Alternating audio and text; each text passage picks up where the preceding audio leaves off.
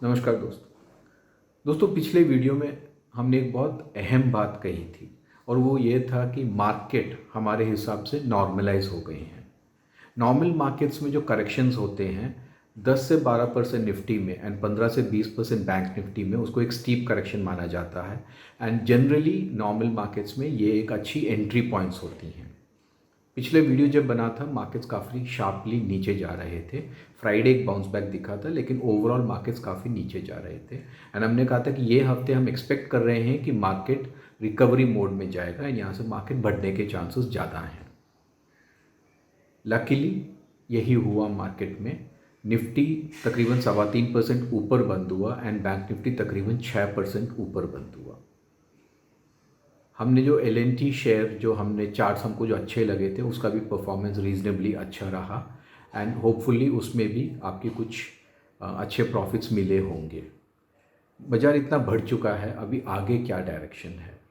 हमको लग रहा है कि यहाँ मोमेंटम काफ़ी स्ट्रॉन्ग है, अभी भी ऊपर जाने के चांसेस ज़्यादा लग रहे हैं मार्केट के। ऐसा हमको क्यों लगता है? वो कौन से चार्ट्स हमको अच्छे लगते हैं? क्या ऑप्शन स्ट्रैटेजीज़ आप कर सकते हैं? काफ़ी बढ़ चुका है, लेकिन इस बढ़े हुए मार्केट में आप क्या ऑप्शन स्ट्रैटेजीज़ कर सकते हैं? आइए देखते हैं ये सब इन चार्ट्स में। सो फ्रेंड्स, पिछले हफ्ते निफ्टी काफ़ी बुलिश रहा, काफ़ी एक्टिव रहा और पूरे हफ्ते अगर देखा जाए तो तकरीबन 3.25% ऊपर बंद हुआ। इसका जो रेंज था ये 11,100 और 11,400 का था एंड फाइनली जो बंद हुआ वो 3.25% ऊपर बंद हुआ। बैंक निफ्टी में बहुत बड़ी तेज़ी दिखने को मिली, 21,000 एंड 22,300 का रेंज में रहा एंड फाइनली 6% ऊपर बंद हुआ। इसका मेन कारण ये था कि जो सुप्रीम कोर्ट में मॉरेटोरियम की जो हियरिंग थी उसको पोस्टपोन कर दिया था, तो उसके कारण काफ़ी शॉर्ट कवरिंग बैंक निफ्टी में दिखने को मिली। Small caps and mid caps देखा जाए वो भी काफ़ी एक्टिव थे एंड दोनों तकरीबन 4.25% ऊपर बंद हुआ। एंड अगर विक्स देखा जाए, जो कि हम हमेशा देखते हैं, बहुत ज़रूरी होता है देखना, वो तकरीबन 10% नीचे बंद हुआ, 21.25 से 18.5 के रेंज में बंद हुआ, जो कि एक बहुत पॉजिटिव न्यूज़ है मार्केट के लिए, जिसका मतलब वॉलेटिलिटी कम होती जा रही है मार्केट में। मार्केट के ड्राइवर्स में देखा जाए तो हम पिछली बार जो हम बोले थे वो आपको याद दिलाना चाहते हैं। हमने कहा था कि मार्केट में द वर्स्ट इज़ ओवर। अगर कोविड का कुछ अगला वेव आता भी है तो भी गवर्नमेंट मार्केट्स के रेस्क्यू में आएगी एंड मार्केट्स को सपोर्ट करेगी। मार्केट्स मोर और लेस नॉर्मल आ गए हैं, कोई भी शार्प करेक्शन दिखते हों। शार्प करेक्शन का मतलब हुआ तकरीबन 10-12% निफ्टी में और 15-20% बैंक निफ्टी में। अगर कभी ऐसे करेक्शंस मिलते हों तो एंटर करना चाहिए मार्केट्स में।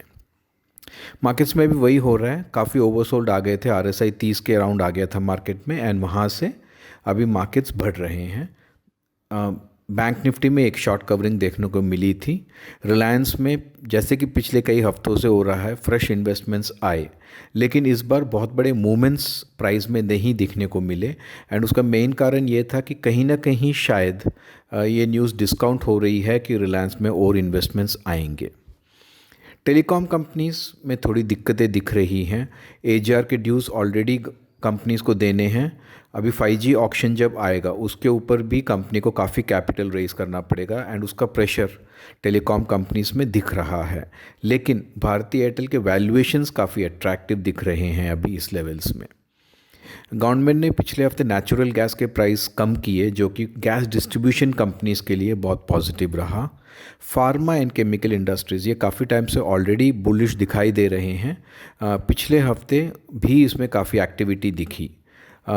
चाइना की जो मैन्युफैक्चरिंग है वहाँ से अभी इंडिया की तरफ मैन्युफैक्चरिंग शिफ्ट हो रहा है।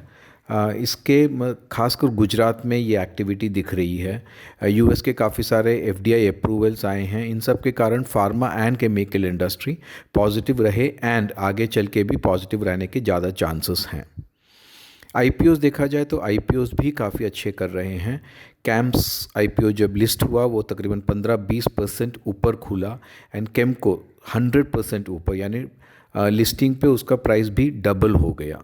अभी जो नए आईपीओस आ रहे हैं वो भी अच्छे खासे ओवर सब्सक्राइब हो रहे हैं, जिसका मतलब ये हुआ कि आईपीओस में जनरली काफ़ी एक्टिविटी है एंड काफ़ी इंटरेस्ट है मार्केट्स में। अगले हफ्ते जो जो मार्केट्स मूव दिखाई देंगे वो क्या ड्राइव करेंगे वो अगर देखा जाए तो इंडियन मार्केट्स अभी तक ट्रंप का जो कोरोना पॉजिटिव टेस्ट आया है उसको रिएक्शन इंडियन मार्केट्स में अभी तक आए नहीं है, हालांकि ग्लोबल मार्केट्स में आ चुके हैं। इंडियन मार्केट्स में इसके एक नीजक रिएक्शन आ सकता है, लेकिन ओवरऑल एक म्यूटेड रिस्पॉन्स ही दिख रहा है। चाइना मार्केट 8 अक्टूबर तक क्लोज्ड है। फिनेंस मिनिस्ट्री ने pre budget meetings and consultations October 16 तारीख से करने का फ़ैसला किया है। इसका भी मार्केट में एक जैसे जैसे कुछ भी कंसल्टिंग पे ऊपर न्यूज़ आती है उसके ऊपर मार्केट मूवमेंट्स आएंगे। ऑटो कंपनीज़ के जो सेल्स फिगर्स आ रहे हैं वो काफ़ी अच्छे आ रहे हैं, खासकर टू व्हीलर्स और ट्रैक्टर्स में। ये भी इंडस्ट्री के लिए बहुत पॉजिटिव है। गवर्नमेंट ने अनलॉक 5 अनाउंस किया था जिसमें काफ़ी रिलैक्सेशंस हुए हैं। इवन थिएटर्स भी 50% ऑक्यूपेंसी में खोलने की डिसीशंस ली गई है। तो इकॉनमी अगर देखा जाए तो मोरलेस प्री कोविड लेवल्स की तरफ अभी बढ़ रहे हैं। अगर ये हो रहा है तो ये बैंक्स के लिए एंड खासकर टूरिज़्म के लिए बहुत अच्छा है। वॉलमार्ट ने हो सकता है वॉलमार्ट टाटा ग्रुप में इन्वेस्ट करें। जो एसपी ग्रुप और टाटा में जो केस चल रहा है उसमें एसपी ग्रुप ने कहा है कि वो टाटा से एग्ज़िट करना चाहते हैं। इसके कारण टाटा ग्रुप कंपनीज़ के ऊपर एक प्रेशर रहा पहले, क्योंकि टीसीएस एंड बड़ी कंपनीज़ में हो सकता है उनको एक ऑफ़र फॉर सेल या कुछ लाना पड़ता, लेकिन वॉलमार्ट ने इंटरेस्ट दिखाया कि वो टाटा ग्रुप में इन्वेस्ट कर सकते हैं। इसके कारण ये प्रेशर थोड़ा कम हुआ एंड अगर वॉलमार्ट इन्वेस्ट करती है तो ये टाटा ग्रुप के लिए भी एक बहुत पॉजिटिव न्यूज़ है। आइए अभी चलते हैं एफआईआई एंड डीआई एक्शन के लिए। फॉरेन इंस्टीट्यूशंस सरप्राइजिंगली ये हफ्ते भी सेलर्स ही रहे, हालांकि बहुत छोटा अमाउंट था, ऑलमोस्ट 500 करोड़ की ही बिकवाली आई है उनकी तरफ से।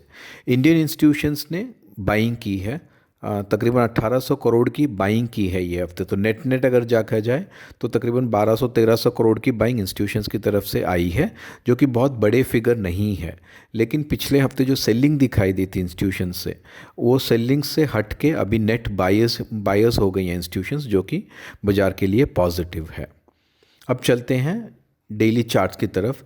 निफ्टी के चार्ट्स अगर देखा जाए तो एक बहुत बड़ी सेलिंग आई थी पिछले थर्सडे तक, उसके बाद फ्राइडे को एक बाइंग दिखाई दी एंड वो फॉलोअप एक्शन पूरे हफ्ते रहा। मार्केट एक higher high higher low pattern की तरफ कंटिन्यू कर रहा है। एमएसीडी अगर देखा जाए तो ये भी एक पॉजिटिव क्रॉसओवर की तरफ जा रहा है। आरएसआई 55 के अराउंड है, जो कि अगेन एक बुलिश ट्रेंड दिखाई दे रहा है। तो ओवरऑल देखा जाए तो निफ्टी अगले हफ्ते 11,200 11,600 के रेंज में रहने का चांस ज़्यादा दिखाई दे रहा है एंड चांसेस हैं बुलिश बायस के। वीकली अगर देखा जाए तो एक ये कैंडल अगर देखा जाए तो निफ्टी जो खुला वो ऑलमोस्ट वीक के लो पे खुला था ऑलमोस्ट, एंड जो बंद हुआ है वीक के हाई में बंद हुआ है। ये जनरली एक बहुत बुलिश पैटर्न माना जाता है एंड एक हायर लो जो दिखाई दे रहा है यहाँ पे, ये पिछले हफ्ते का लो था, ये हफ्ते का लो था। एक हायर लो बना है जो कि मार्केट के लिए पॉजिटिव है एंड चूँकि मार्केट में एक बहुत पॉजिटिव मोमेंटम दिखाई दे रहा है, मार्केट बुलिश रहने के चांसेस ज़्यादा हैं। बैंक निफ्टी देखा जाए तो बैंक निफ्टी में एक बहुत बड़ी शॉर्ट कवरिंग दिखाई दी, जैसे ही मालूम पड़ा कि मॉरिटोरियम एक्सटेंड हो गया है हियरिंग उसकी, एक बहुत बड़ी शॉर्ट कवरिंग दिखी अपने को एंड मार्केट काफ़ी तेज रहा। एमएसीडी देखा जाए तो ऑलमोस्ट एक क्रॉसओवर के आसपास आ गया है। आरएसआई भी कंफर्टेबल है 53 के। तो ओवरऑल देखा जाए तो तीनों चीज़ें बुलिश दिखाई दे रही हैं एंड बैंक निफ्टी आगे बढ़ सकता है 23,000 की तरफ। वीकली चार्ट्स में भी देखा जाए तो एक हायर लो बना है जो कि पॉजिटिव रहा है। आरएसआई भी राइजिंग है। तो ओवरऑल वीकली चार्ट्स भी पिछले हफ्ते से मुकाबले अभी पॉजिटिव संकेत ही दे रहे हैं। तो अगर समराइज़ किया जाए तो हमारा निफ्टी एंड बैंक निफ्टी का आउटलुक कुछ इस तरह से है। Nifty as expected sharply move up हुआ एंड 11,300 जो हमने रेंज एक्सपेक्ट किया था वहाँ से भी जाके 11,400 के रेंज में बंद हुआ। ये इसका अगला लेवल तकरीबन 11,600-620 का है जो कि अगले हफ्ते आ सकता है, एंड 11,200 इसका एक सपोर्ट लेवल है। बैंक निफ्टी देखा जाए तो हमने पिछली बार कहा था कि weekly and daily charts opposite signals दे रहे हैं। सुप्रीम कोर्ट हियरिंग की वजह से काफ़ी अनसर्टनिटी है, लेकिन अगर आप एक हाई रिस्क ट्रेडर हैं तो इसमें आपको लॉन्ग जाना चाहिए या ब्लैंक आप पुट्स भी बेच सकते हैं। हम अभी एक्सपेक्ट कर रहे हैं यहाँ से और तेज़ी आ सकती है बैंक निफ्टी में। तकरीबन 23,000 के लेवल्स तक बैंक निफ्टी जा सकता है। हमेशा की तरह स्टॉप लॉस रखना बहुत ज़रूरी होता है। इंडिविजुअल स्टॉक्स की तरफ देखा जाए तो हमको अरविंदो फार्मा के चार्ट्स अच्छे लग रहे हैं। अभी तकरीबन 818 का भाव है, एंड ये ऑलमोस्ट एक 520 जो मूविंग एवरेज है इसके क्रॉसओवर की वर्ज में है। वीकली चार्ट्स भी इसके पॉजिटिव हैं, बुलिश कैंडल बना है उसमें। MACD क्रॉसओवर पॉजिटिव हो चुका है। ओवरऑल देखा जाए तो हम एक्सपेक्ट कर रहे हैं कि तकरीबन 850-855 के रेंज में फिर से आ सकता है, लेकिन क्लोजिंग बेसिस में अगर 800 के नीचे जाता हो तो पोजीशंस एग्जिट कर लेनी चाहिए। ऑप्शन स्ट्रैटेजीज अगर देखा जाए तो सिंस हम बैंक निफ्टी में ज़्यादा बुलिश हैं, हम एक बुलिश बटरफ्लाई सजेस्ट कर रहे हैं। बटरफ्लाइज के हमेशा एक एडवांटेज ये होता है कि आपका लॉस एंड प्रॉफिट दोनों फिक्स्ड रहते हैं, तो मार्केट में कोई भी मूवमेंट आ जाए आपका लॉस प्री डिसाइडेड ही है। आज जो हमने जो बटरफ्लाई देखी है वो है कि आप 22,500 जो निफ्टी 22,300 में बंद हुआ तो 22,500 का एक कॉल लीजिए एंड 23,000 के 2 कॉल बेच दीजिए, एंड उसके ऊपर 23,300 का एक कॉल लीजिए। इसका जो ब्रेक इवन आएगा इस बटरफ्लाई का वो 22,600 है, यानी कि 22,600 के ऊपर अगर निफ्टी जाता हो तो इसमें आपको प्रॉफिट मिलेगा। आपको मैक्सिमम लॉस सिर्फ 2,500 रुपये है पर लॉट में, जबकि आपका मैक्सिमम प्रॉफिट जो कि अगर 23,000 में बंद होता हो, 23,000 में बंदा हो तो आपको 10,000 रुपये का यहाँ प्रॉफिट मिलता है एक लॉट पे, एंड उसके बाद जितना ही ऊपर बढ़े अल्टीमेटली आपको कम से कम भी 2,500 रुपये का प्रॉफिट मिलेगा। इसमें आपका रिस्क रिवॉर्ड रेशियो जो है ये है 1:4, यानी आपका मैक्सिमम लॉस जो है वो 2,500 रुपया है, जबकि आपका मैक्सिमम प्रॉफिट है वो 10,000 रुपया है। बाज़ार का अभी का ट्रेंड देखते हुए, बैंक निफ्टी का ट्रेंड देखते हुए ये हमको एक रिलेटिवली सेफ़ एंड अच्छी स्ट्रैटेजी दिख रही है। तो दोस्तों ये हफ्ते मार्केट में इतना ही है। जनरली मार्केट हमको बुलिश लग रहा है।